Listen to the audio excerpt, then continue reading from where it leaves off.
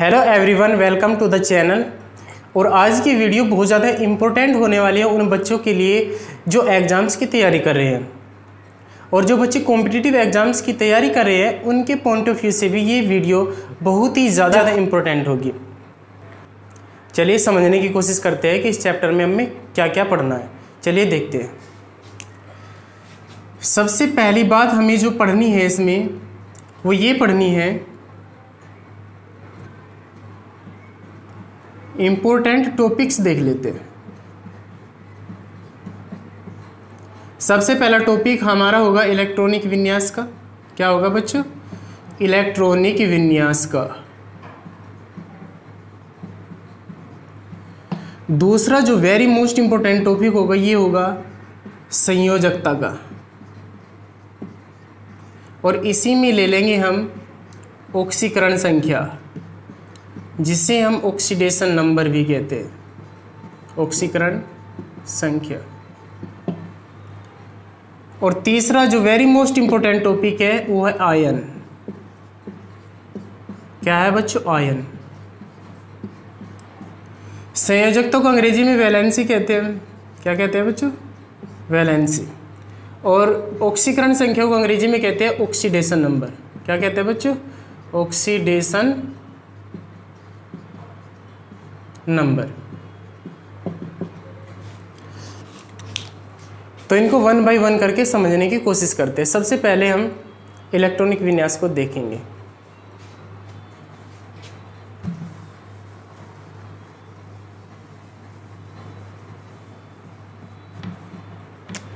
Electronic विन्यास एक बहुत ही फेमस भाई साहब थे, बोहरबरी।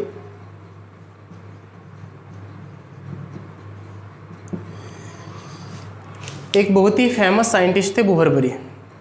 सबसे पहले बोहरबरी ने हमें ये बताया कि किसी भी तत्व की कोषों में या कक्षाओं में इलेक्ट्रॉनों को कैसे बांटना है, इलेक्ट्रॉनों को कैसे डिवाइड करना है, कि पहली कक्षा में कितने इलेक्ट्रॉन आएंगे, दूसरी कक्षा में कितने आएंगे, तीसरी कक्षा में कितने इलेक्ट्रॉन आएंगे, चौथी कक्षा में कितने इलेक्ट्रॉन आएंगे। ये सबसे पहले हमें बताया था बोहरबरी ने। तो बच्चों बोहरबरी ने क्या बताया? बोहरबरी ने हमें ये बताया अपने नियम के द्वारा कि किसी भी तत्व के कोषों में हम इलेक्ट्रॉनों को किस प्रकार बांटेंगे या किस प्रकार वितरण करेंगे, इसको कहते हैं हम इलेक्ट्रॉनिक विन्यास। किसी भी तत्व की कोषों या कक्षाओं में इलेक्ट्रॉनों का बांटना ही इलेक्ट्रॉनिक विन्यास कहलाता है। तो बोहरबरी ने एक नियम दिया, हमें उस नियम के अनुसार तत्वों का इलेक्ट्रॉनिक विन्यास करना है। और बहुत ही आसान है, क्योंकि बोहरबरी ने सिर्फ दो ही बातें बताई हमें। सबसे पहली खास बात कि किसी भी तत्व का अगर हमें इलेक्ट्रॉनिक विन्यास करना है तो वो करेंगे हम 2n² के अनुसार। दूसरी बात, किसी भी तत्व की बाहरी जो सेल होती है, बाहरी जो कोष होती है, उसमें मैक्सिमम इलेक्ट्रॉनों की संख्या होती है 8। ये दो बात आपको याद रखनी है। चलिए देखते हैं।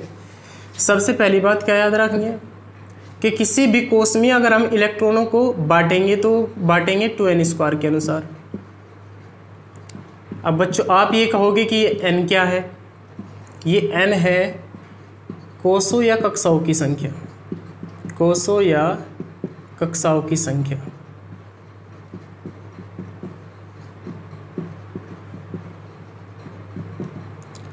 जैसे अगर मैं n बराबर 1 रखूंगा तो इससे हमें पता चलेगा कि पहली कक्षा है, पहली कक्षा या पहली कोष। और 2n² से हमें ये पता चलेगा कि अगर n बराबर 1 रखेंगे, पहली कक्षा में मैक्सिमम इलेक्ट्रॉन है कितने, मैक्सिमम इलेक्ट्रॉन की संख्या। मैक्सिमम इलेक्ट्रॉन की संख्या किससे पता चलेगा हमें? 2n² से, 2n² से पता चलेगा। चलिए देखते हैं हम पहली कक्षा में कितने इलेक्ट्रॉन होंगे। तो 2n² में हमें n बराबर 1 रखना है। कितना रखना है बच्चों? n बराबर 1। तो 2 गुणा 1 का वर्ग, 1 का वर्ग 1 ही होता है, 2 एकम 2। पहली कक्षा में अधिकतम इलेक्ट्रॉनों की संख्या 2 होती है। 1 भी भर सकते हैं, 2 भी भर सकते हैं, लेकिन 2 से ज़्यादा नहीं भर सकते। हाँ, अब हमें ये पता करना है कि दूसरी कक्षा में कितने इलेक्ट्रॉन होंगे। दूसरी कक्षा में पता करने के लिए मैक्सिमम इलेक्ट्रॉनों की संख्या हमें n बराबर 2 रखना पड़ेगा। चलिए देखते हैं कैसे। 2 गुणा 2 का वर्ग, 2 का वर्ग 4 होता है, 4 दूनी 8। तो दूसरी कक्षा में अधिकतम इलेक्ट्रॉनों की संख्या 8 होती है। ऐसे ही हम तीसरी कक्षा का पता कर लेंगे, तो n बराबर 3 रखेंगे 2n स्क्वायर में, तो 2 गुणा 3 का वर्ग, 3 का वर्ग सभी बच्चों को पता होता है, 3 का वर्ग 9 होता है और 9 दूनी 18। तो तीसरी कक्षा में अधिकतम इलेक्ट्रॉनों की संख्या 8 होती है। तो इलेक्ट्रॉनिक विन्यास कैसे करेंगे, पहली कक्षा में 2 इलेक्ट्रॉन, दूसरी में 8, तीसरी में 18, चौथी में n बराबर 4 रख देंगे, 32 आ जाएगा। तो ऐसे ऐसे करते चले जाएंगे हम। 2, 8, 18, 32। पहली कक्षा में 2 इलेक्ट्रॉन, दूसरी कक्षा में 8, 18 फिर 32, 2, 8, 18, 32। इसके अनुसार ही हम इलेक्ट्रॉनों को करते चले जाएंगे। एक बात ये बताई थी। दूसरी खास बात जो बोहरबरी ने बताई थी हमें, वो ये बताई थी कि किसी भी तत्व की जो बाहरी कोश या कक्षा होगी उसमें मैक्सिमम इलेक्ट्रॉनों की संख्या होती है 8। उस बाहरी कक्षा में हम 8 से ज़्यादा नहीं भर सकते। देखिए, अगर बाहरी कक्षा में तो ऐसा आपको ये लग रहा होगा कि 2, 8, 18, 32 ऐसे बढ़ता हुआ क्रम जा रहा है, तो लास्ट वाली कोश में तो सबसे ज़्यादा इलेक्ट्रॉन होंगे। बिल्कुल आपकी बात सही है, लेकिन हमें बोहरबरी के नियम अनुसार चलना पड़ेगा। और इन भाई साहब ने हमें ये बात बताई थी कि किसी भी तत्व की जो बाहरी कक्षा है उसमें हम 8 से अधिक इलेक्ट्रॉन नहीं भर सकते। मैक्सिमम इलेक्ट्रॉनों की संख्या 8 होती है या फिर 8 से कम। चलिए देखते हैं कैसे। सबसे पहले मैं इसको रफ कर देता हूं।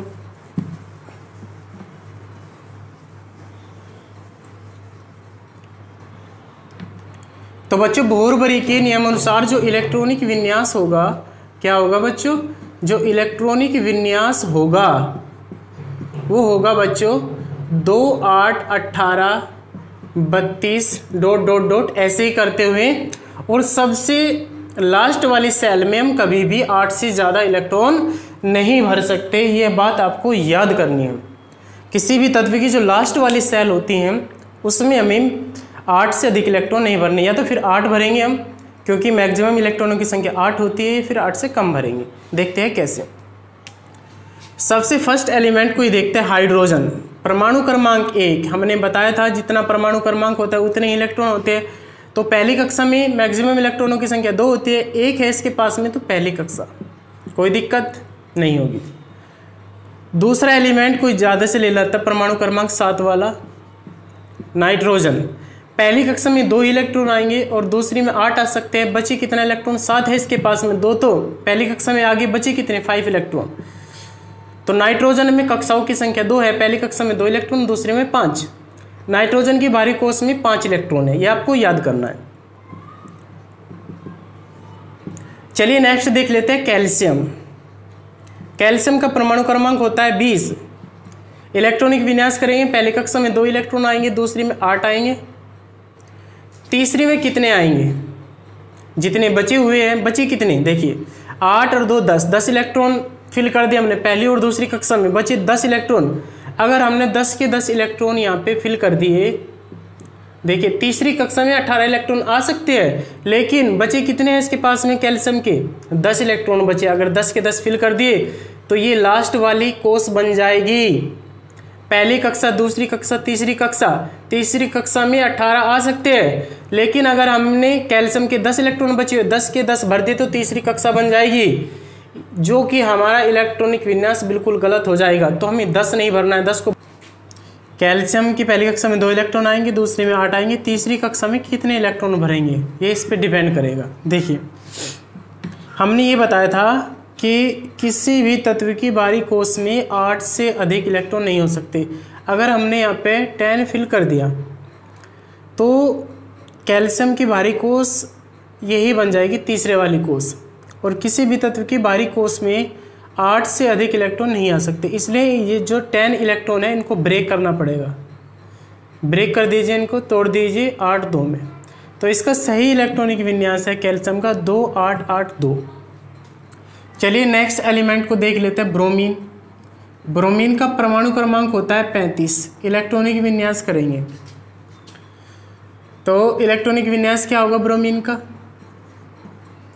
ब्रोमीन का इलेक्ट्रॉनिक विन्यास होगा बच्चों, पहली कक्षा में कितने इलेक्ट्रॉन आएंगे 2, दूसरे में 8, तीसरे में कितने आएंगे 18। मैक्सिमम इलेक्ट्रॉन 18 आ सकते हैं तीसरी कक्षा में। और 2 8 18, 18 8 26 और 2 28। बचे कितने इलेक्ट्रॉन 35 होने के लिए? 7 इलेक्ट्रॉन बचे। तो बाहरी कक्षा में 7 इलेक्ट्रॉन आ जाएंगे। नेक्स्ट एलिमेंट को देख लेते हैं। आई परमाणु क्रमांक होता है 53। आई होता है आयोडीन का संकेत। इलेक्ट्रॉनिक विन्यास करेंगे 53 परमाणु क्रमांक है आयोडीन का, और आयोडीन के अंदर 53 इलेक्ट्रॉन है। तो कीजिए, पहली कक्षा में 2 इलेक्ट्रॉन, दूसरे में 8, तीसरे में 18 आएंगे, और चौथी कक्षा में कितने इलेक्ट्रॉन आएंगे 2n स्क्वायर के अनुसार। 2n स्क्वायर के अनुसार चौथी कक्षा में आएंगे तो n बराबर 4 रखना पड़ेगा। 4 का वर्ग 16 दूनी 32। अगर हमने यहाँ पे 32 फिल कर दिया तो क्या होगा, 32 और 8 50, और 10 फालतू हो जाएगी, ये 53 ही। तो 18 जो 32 इलेक्ट्रॉन है इनको हमें ब्रेक करना पड़ेगा 18 में। 18 दूनी 36, 36 और 8 कितने होते हैं, 8 और 6 14, 44 और 2 46। 46 में कितना ऐड करेगी, 53 हो जाए, 7 इलेक्ट्रॉन करना पड़ेगा। अब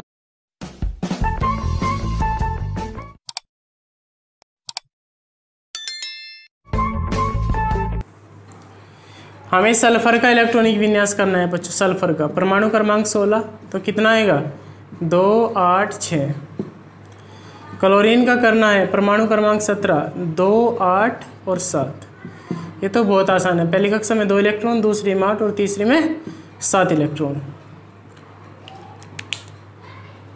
अब करना है बच्चों हमें एक परमाणु क्रमांक अधिक वाले तत्व ले लेते हैं, जैसे फ्रांसियम Fr 87। परमाणु क्रमांक कितना है इसका 87। इन 87 इलेक्ट्रॉनों को हमें कोषों में बांटना है। चलिए देखते हैं। पहली कक्षा में 2 इलेक्ट्रॉन आएंगे, दूसरे में 8 आएंगे, और तीसरी कक्षा में n बराबर 3 रखेंगे तो 3 तिया 9, 9 दूनी 18 इलेक्ट्रॉन आएंगे, और चौथी कक्षा में n बराबर 4 रखेंगे, 4 चौक 16 दूनी 32, 32 इलेक्ट्रॉन आ जाएंगे। n बराबर 5 रखेंगे, 5 5 25 दूनी 50, 50 अगर हमने इलेक्ट्रॉन यहाँ पे फिल कर दिया तो ऐसे ऐसे जोड़ेंगे, 50 प्लस 32 प्लस 18 प्लस 8 प्लस 2, ये तो ज़्यादा हो जाएंगे। तो ये जो 50 इलेक्ट्रॉन है इनको ब्रेक करना पड़ेगा आपको। तो कीजिए ब्रेक, 2 8 18 32, 18 32 और 18 50, 50 58 और 2 60, 60 और 18 ऐड करेंगे तो 78 आएगा। 78 में फिर 8 जोड़ देंगे, 78 और 18 की 78 और 8 कितने हो जाएंगे 86 और 1 87। तो फ्रांसियम की बाहरी कोष में 1 इलेक्ट्रॉन है। कितने इलेक्ट्रॉन है बच्चों, 1।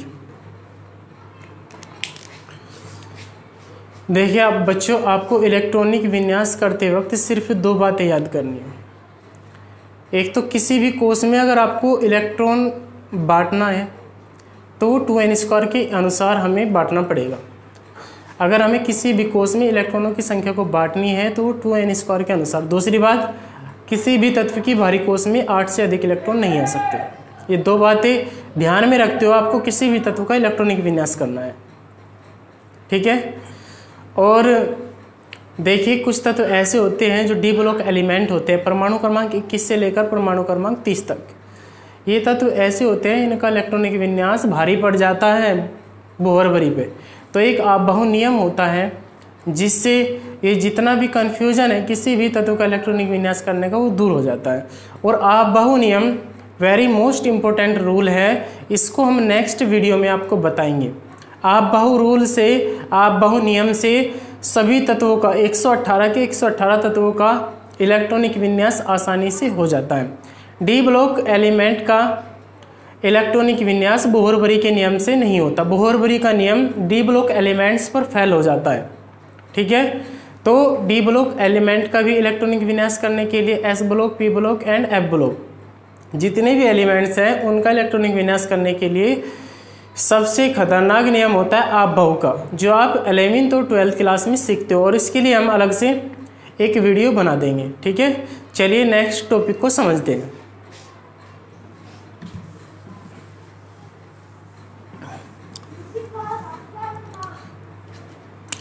देखिए बच्चों, हमारा नेक्स्ट टॉपिक है संयोजकता।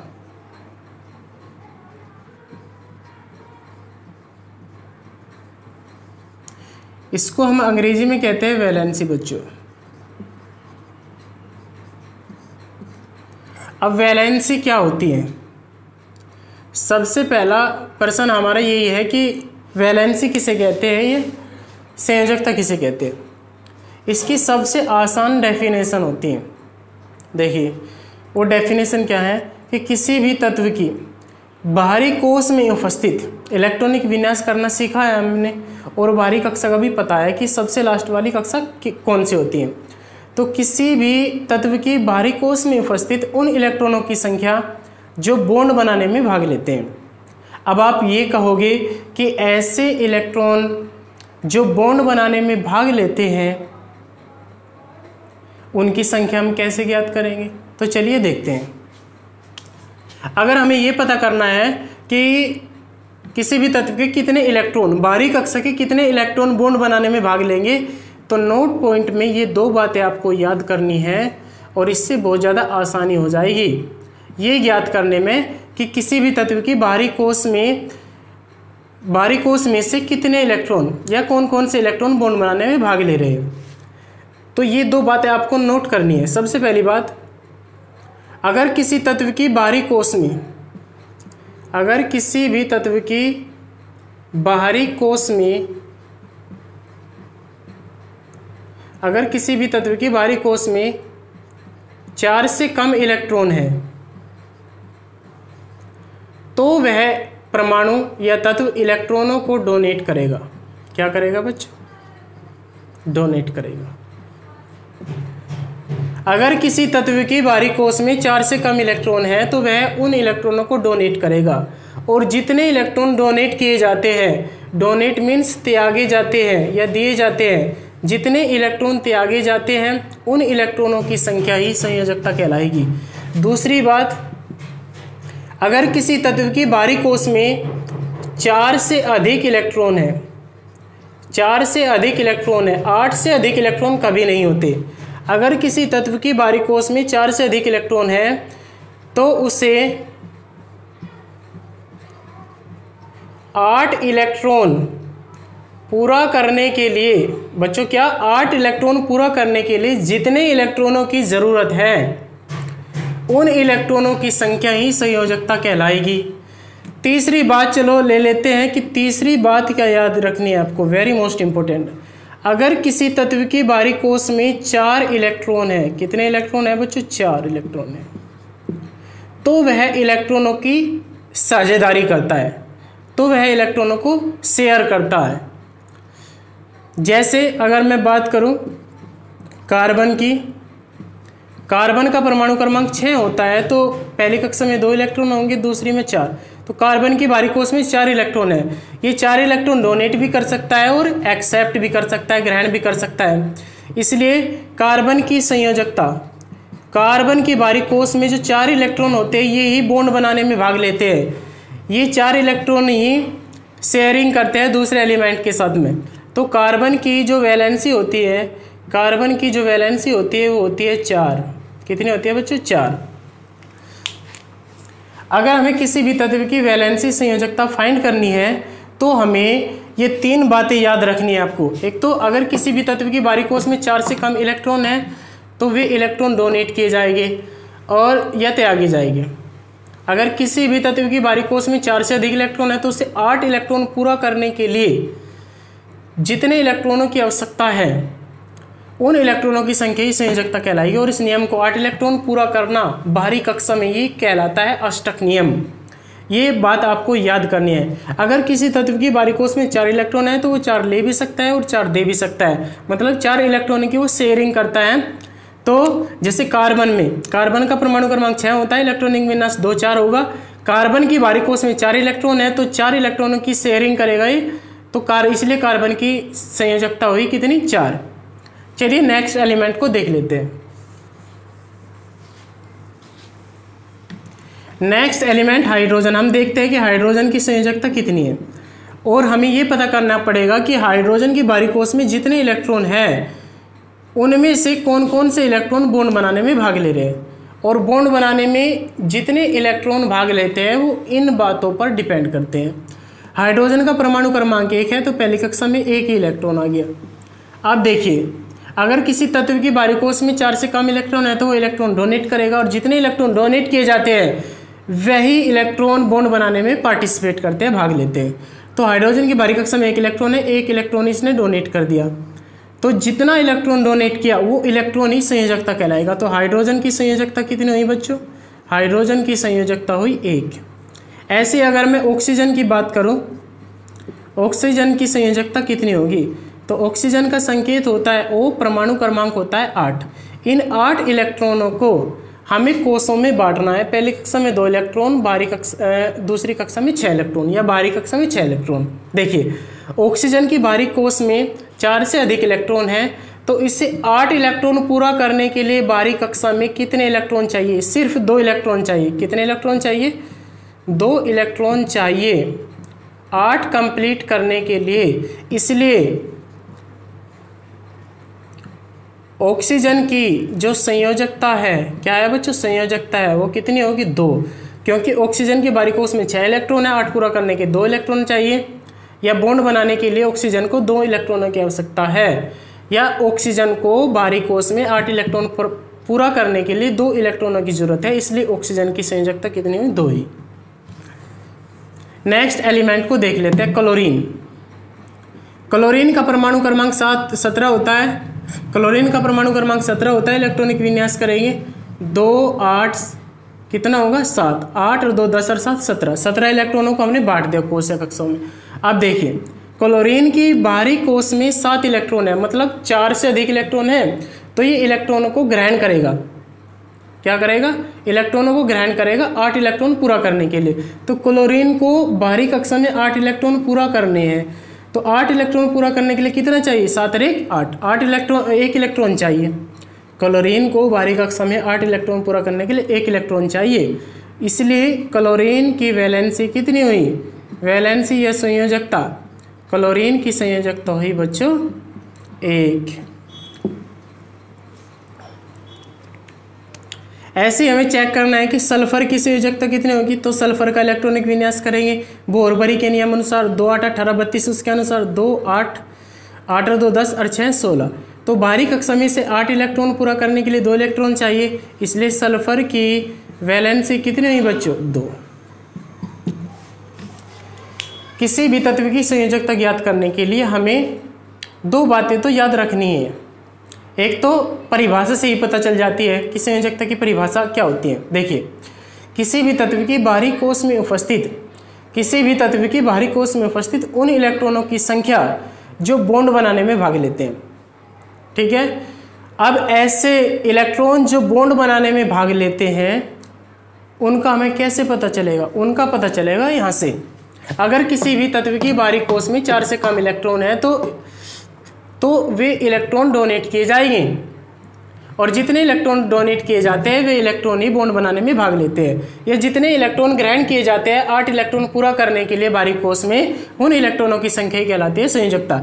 जैसे हमें एल्युमिनियम की पता करनी है कि संयोजकता कितनी होगी। परमाणु क्रमांक 13, इलेक्ट्रॉनिक विन्यास करेंगे 2 8 8 और 2 10 और परमाणु क्रमांक 13 है। 13 इलेक्ट्रॉन है एल्युमिनियम के पास में, तो 3 इलेक्ट्रॉन आएंगे। अब बाहरी कक्षा में तो 4 से कम इलेक्ट्रॉन है, तो ये डोनेट ही तो करेगा। तो Al ने 3 इलेक्ट्रॉनों को डोनेट कर दिया। अब Al के पास में कितने इलेक्ट्रॉन रहेंगे? 10, क्योंकि 3 इलेक्ट्रॉन इसने डोनेट कर दिया। अब देखिए एल्युमिनियम ने 3 इलेक्ट्रॉनों को डोनेट किया, मतलब कि एल्युमिनियम की बाहरी कोष में 3 इलेक्ट्रॉन है जो बॉन्ड बनाने में भाग ले रहे हैं। इसलिए एल्युमिनियम की जो वैलेंसी है वो बच्चों 3 होगी। समझ में आया है या नहीं? बिल्कुल आगे होगा। नेक्स्ट टॉपिक लेते हैं बच्चों ऑक्सीकरण संख्या। क्या लेते हैं? ऑक्सीकरण संख्या।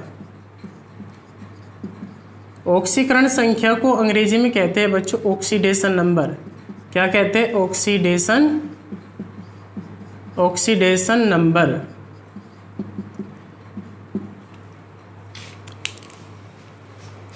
अब ये ऑक्सीडेशन नंबर होती क्या है? देखिए किसी भी तत्व या परमाणु के ऊपर जो पॉजिटिव या नेगेटिव चार्ज होता है, किसी भी तत्व या परमाणु के ऊपर जो पॉजिटिव और नेगेटिव चार्ज होता है उसकी ऑक्सीडेशन नंबर कहलाती है। कहने का मतलब ये हुआ किसी भी तत्व पर जितना चार्ज होगा, अगर इलेक्ट्रॉनों को डोनेट किया जा रहा है तो जाहिर सी बात है पॉजिटिव चार्ज होगा, अगर इलेक्ट्रॉनों को एक्सेप्ट किया जा रहा है, ग्रहण किया जा रहा है, तो नेगेटिव चार्ज होगा। तो किसी भी तत्व या परमाणु पर उपस्थित वास्तविक, जिसे हम पॉजिटिव चार्ज कहते हैं, वास्तविक आवेश की संख्या या फिर काल्पनिक आवेश की संख्या नेगेटिव चार्ज, किसी भी तत्व पर वास्तविक और काल्पनिक आवेश की संख्या उसकी ऑक्सीडेशन नंबर कहलाती है। जैसे सोडियम है, Na का परमाणु क्रमांक 11, इलेक्ट्रॉनिक विन्यास करेंगे 2 8 1, एक इलेक्ट्रॉन को त्याग देगा तो Na पे पॉजिटिव चार्ज ही तो आएगा, तो Na पे +1 का चार्ज है, तो Na की ऑक्सीडेशन नंबर कितनी हुई बच्चों? +1। चिन्ह सहित लिखनी है ऑक्सीडेशन नंबर को। किसी भी तत्व के ऊपर जितना चार्ज होगा, पॉजिटिव हो या नेगेटिव, चिन्ह सहित उसकी ऑक्सीडेशन नंबर ही होगी। सबसे आसान डेफिनेशन है। चलिए नेक्स्ट देख लेते हैं। हमें पता करना है कि जो क्लोरीन है इसकी ऑक्सीडेशन नंबर है कितनी। इलेक्ट्रॉनिक विन्यास करेंगे 2 8 7, 8 इलेक्ट्रॉन पूरे करने हैं लास्ट वाली सेल में। 4 से अधिक इलेक्ट्रॉन है तो 8 पूरा करने के लिए 1 इलेक्ट्रॉन चाहिए, तो 1 इलेक्ट्रॉन ग्रहण करेगा तो नेगेटिव चार्ज आएगा क्लोरीन के ऊपर। अब क्लोरीन के ऊपर नेगेटिव -1 का चार्ज है, तो क्लोरीन की ऑक्सीडेशन नंबर हुई बच्चों -1। कितनी हुई? -1। नेक्स्ट देख लेते हैं कार्बन। परमाणु क्रमांक 6, इलेक्ट्रॉनिक विन्यास करेंगे 2 4। कार्बन की बाहरी कोश में 4 इलेक्ट्रॉन है। अगर किसी तत्व की बाहरी कोश में 4 इलेक्ट्रॉन है तो 4 ले भी सकता है और 4 दे भी सकता है, तो इसलिए कार्बन की ऑक्सीडेशन नंबर +4 भी होती है और -4 भी होती है। क्लियर? नेक्स्ट एलिमेंट को देख लेते हैं सल्फर। सल्फर की ऑक्सीडेशन नंबर का पता करना, इलेक्ट्रॉनिक विन्यास करेंगे सबसे पहले 2 8 6। बाहरी कक्षा में 6 इलेक्ट्रॉन है, मतलब 4 से अधिक है। अगर 4 से अधिक है तो उसे 8 इलेक्ट्रॉन पूरा करने के लिए कितने चाहिए? 2 इलेक्ट्रॉन चाहिए सल्फर को, तो इसलिए -2 का चार्ज लगेगा। सल्फर की ऑक्सीडेशन नंबर, इसलिए सल्फर की ऑक्सीडेशन नंबर हुई -2।